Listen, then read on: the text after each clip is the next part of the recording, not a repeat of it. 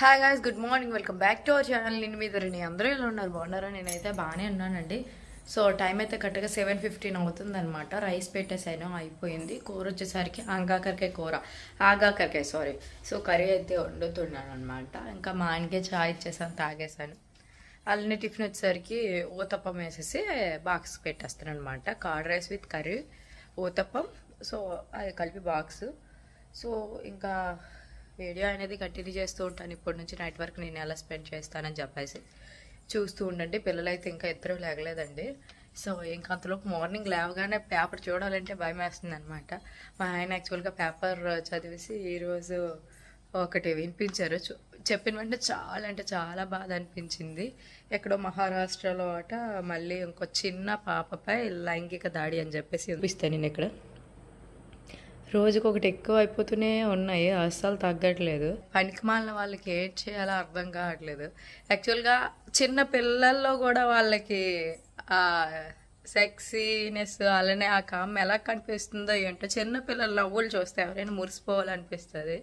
అలాంటిది ఈ స్వేపర్లు, క్లీనర్లు ఎక్కడ పడితే అక్కడే బాగా ఎక్కువైపోయి పిల్లల్ని స్కూల్కి పంపించాలంటే ఇలాంటివి విన్నప్పుడు చాలా భయం వేస్తుంది. అమ్మో అని చెప్పేసి ఇప్పటికి మాత్రమే ఏంటో ఎంతమంది మాట్లాడుతున్నారు వీటి గురించి. చాలామంది ఇన్ఫ్లుయెన్సర్స్ మాట్లాడారు ఈ మధ్య కాలంలోని. ఒక్కొక్క ఇన్సిడెంట్ వస్తూనే ఉంటుంది, బట్ మారట్లేదు అనమాట. అసలు ఫస్ట్ ఆఫ్ ఆల్ వాళ్ళు భయపడట్లేదు. ఇన్ని ఇన్సిడెంట్లు జరిగినా కూడా వాళ్ళు చెయ్యాలనిపిస్తుంది వాళ్ళకి. ఇంకా అంటే వాళ్ళు ఎంత కామంతో కూడుకుపోయి ఉన్నారో చూడండి.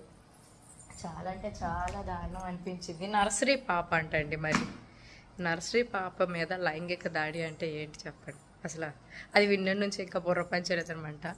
యాక్చువల్గా నేనైతే ఇంకా నాని పిల్లల్ని ఇంకా స్కూల్కి పంపించకుండా మన దగ్గరే మనం జాగ్రత్తగా కాపాడుకోవాలంటే ఏదో ఒక కారణం చేతైనా పంపించాలి కదా.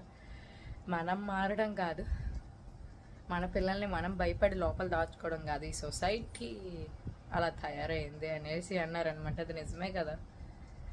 జాగ్రత్తగా కాపాడుకోవాలండి నిజంగా. ఆడపిల్లల్ని మాత్రం ఈ కాలం రక్షించుకోవాలన్నమాట. ఒక విధంగా చెప్తే తెల్లవారు స్కూల్కి వెళ్ళిందంటే సాయంకాలం ఇంటికి వచ్చినప్పటికి మనం కళ్ళన్నీ ఇంకా అటుపాసే ఉండాలి. 100 సార్లు వీలైతే ఆ కాలేజ్ వాళ్ళకో స్కూల్ వాళ్ళకో ఫోన్ చేసి మా పాప ఎలా ఉందని కనుక్కోవడంలో కూడా తప్పైతే లేదండి. అలా కూడా కనుక్కోవచ్చు ఇటువంటి సిచ్యువేషన్స్ ఉండడం వల్ల. సో వీళ్ళైతే లేగలేదు, లేపాను, అది మ్యాటర్. ఇలాంటివి విన్నప్పుడైతే బాగా బాధ అనిపిస్తుంది అనమాట.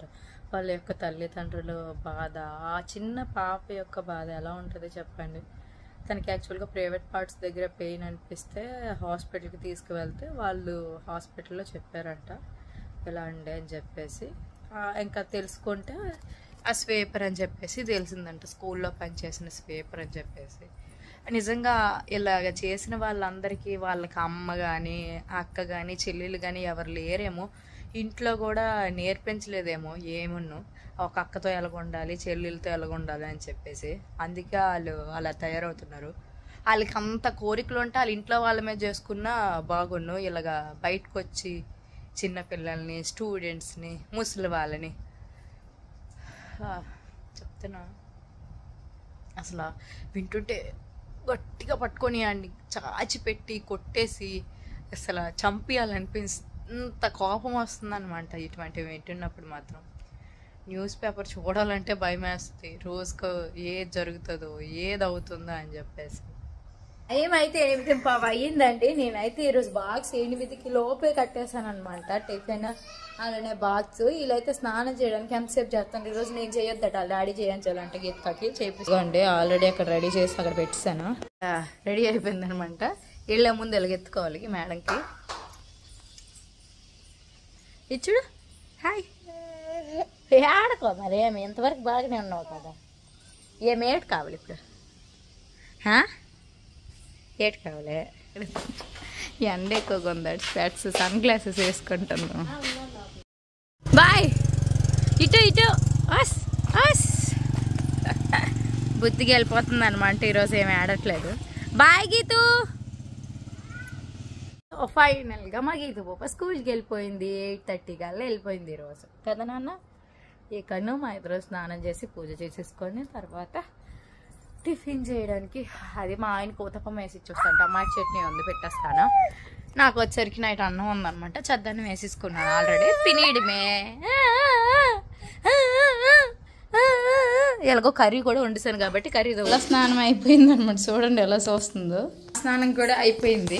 ఎక్కడైతే ఊతప్పం వేస్తున్నా మా ఆయనకి, నాకు ఎలాగో అన్నమే.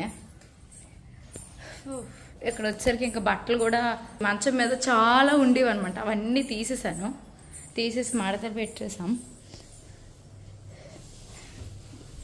ఈ సాక్సులు ఇప్పుడు తడిపించాలి. ఇవి ఇంకా పూజ కూడా చేసేసుకున్నాం. ఈ బుడిదే ఏకంగా నిలబడిపోతుంది అనమాట.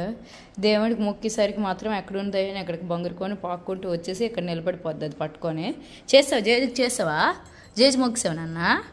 గుడ్గెళ్ళమ్మా నువ్వు. టిఫిన్ చేస్తారు, ఇంకా డ్యూటీకి వెళ్ళిపోతున్నారు. కరెక్ట్గా టైం 9:30 అలా అయిందనమాట. ఇంకా అన్నం, అట్టు, కూర అన్నీ కలిపి తినేయడమే అనమాట. పెట్టించుకున్నాను. ఈ మేడం కూడా ఇంకా అక్కడ ఉన్నదే వచ్చింది ఇక్కడికి.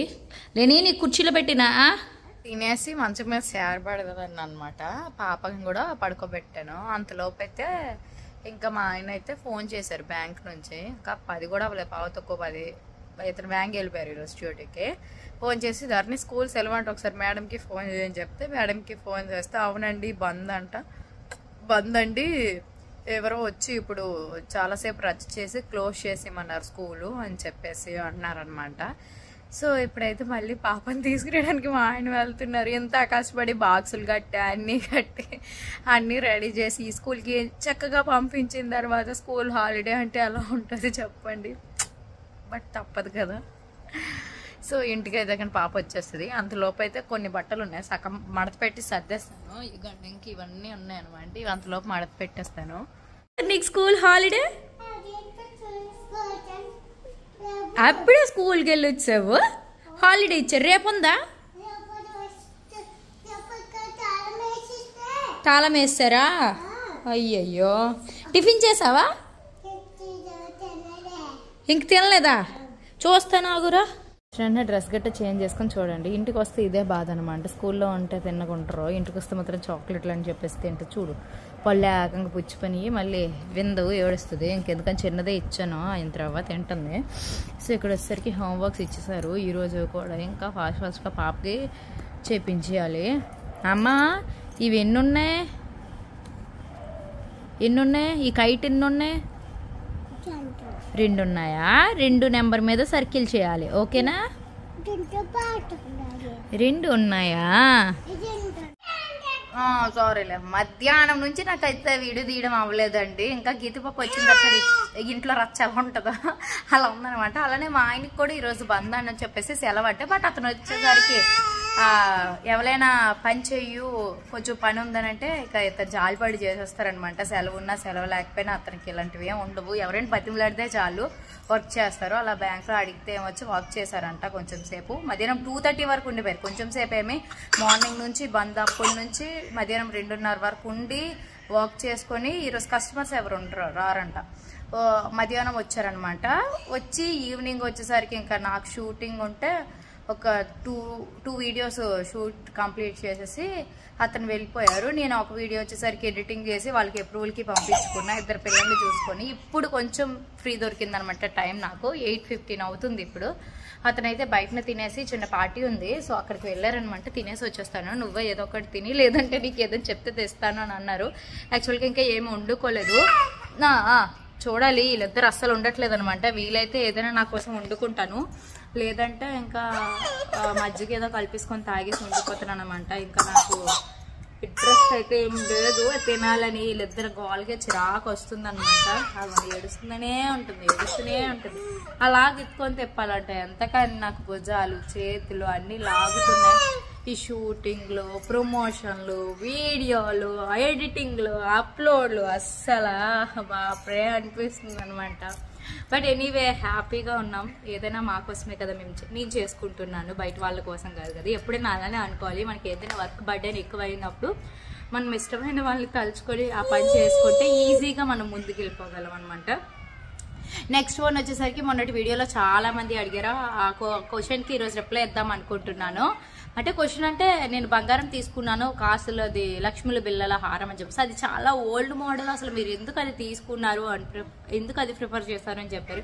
ఏదైనా మనం ఒక ఐటెం తీసుకున్నామంటే అది మనకి యూజ్ అవుతుంది అని ఆలోచించి ఎప్పుడు తీసుకోకూడదు. మనకన్నా మన ఇంట్లో పెద్దవాళ్ళు ఉన్నప్పుడు వాళ్ళకి కూడా వేసుకోవడానికి వీలుగా ఉంటుందా లేదని ఆలోచించి తీసుకోవాలన్నమాట. సో నా దగ్గర ఉన్న మ్యాక్సిమం ఐటమ్స్ అన్నీ అలానే ఉంటాయి. వాళ్ళు వేసుకోవడానికి వీలుగా ఉండాలి, నేను వేసుకోవడానికి కూడా బాగుండాలి అని చెప్పేసి కొన్ని రేర్గా సెలెక్ట్ చేసుకునేవి నావి ఉంటాయి అనమాట.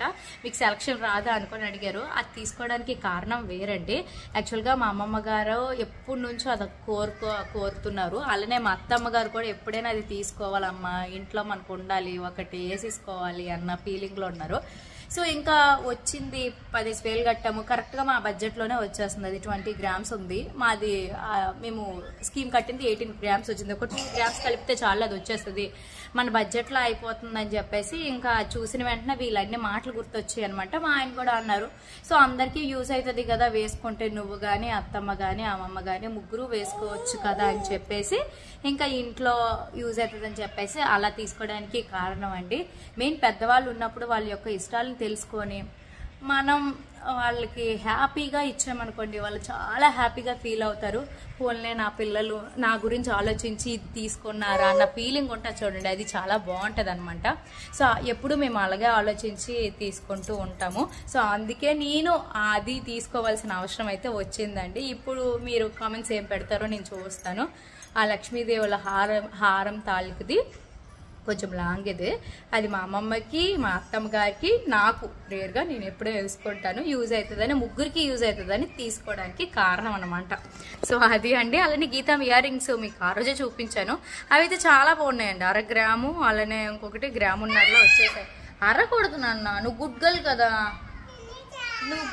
కదా. కానీ గీతం అయితే చాలా రోజుల తర్వాత అండి ఇంటి దగ్గర ఉన్నా కూడా హ్యాపీగా అన్నం తిన్నది. ఈరోజు అయితే మాత్రము ఈవినింగ్ తిన్నది, మళ్ళీ ఇప్పుడు కలప మంది తినేసింది అనమాట. చక్కగా తినిపించమంటే తినిపించాను.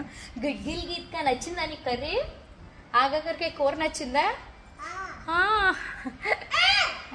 అరకూడదు నన్ను ఇప్పుడే చెప్పాను కదా, గుడ్ గర్ల్ కదా గీతు, ఎంత గుడ్ గర్ల్. లేనిషి ఒక పక్క గీత ఒక పక్క, ఇద్దరు పాడుకోలేదనమాట. బుర్ర తింటారు, తప్పదు, వాళ్ళతో టైం స్పెండ్ చేస్తున్నాను అనమాట. ఎందుకులే మజ్జిగేదో తాగిసి ఉండిపోవడం అని చెప్పేసి ఇంకా పాలు పెట్టేసి ఇప్పుడే పరమాణం వండేస్తున్నాను అనమాట. సో రాత్రికి చక్కగా తిని వచ్చని చెప్పేసి చక్కగా బెల్లం పంచదార వేసుకున్నాను అనుకోండి, రుచిగా ఉంటుంది. నైట్ డిన్నర్ అయిపోతుంది, ఎలానో స్వీట్ తిన్నట్టుంటుంది. నీకు పెట్టను, నీకు అస్సలు పెట్టను, నీకు దగ్గొచ్చేసింది. బెల్లం విత్ షుగర్ వేసేసి అయితే పరమాన్నం రెడీ అయిపోయింది. ఇంకా బెల్లం కొంచెం కరగాలన్నమాట, కొంచెం కొన్ని ముక్కలు ఉన్నాయి. ఎప్పుడు రుచిగా రావాలి అంటే మాత్రం ఎప్పుడు ఉట్టిగా రైస్ పెట్టేసి అందులో పాలు పంచదార వేసి ఉడకబెట్టడం అలా బాగోదు. డైరెక్ట్గా పాలు మరగబెట్టి బియ్యం కడిగేసి వేసామనుకోండి చాలా టేస్ట్గా ఉంటుంది అనమాట. ఎప్పుడు చేసినా నేను అలానే చేస్తాను. టేస్ట్ అనేది నాకు బాగా నచ్చుతుంది. దాంట్లో ఇంకా డ్రై ఫ్రూట్స్ కూడా ఏమి యాడ్ చేయను, అవి యాడ్ చేస్తే ఇంకా టేస్ట్ వస్తుంది. బట్ నేను అంతగా తినను, అందుకోసం అని చెప్పేసి అలా చేసేసుకుంటా.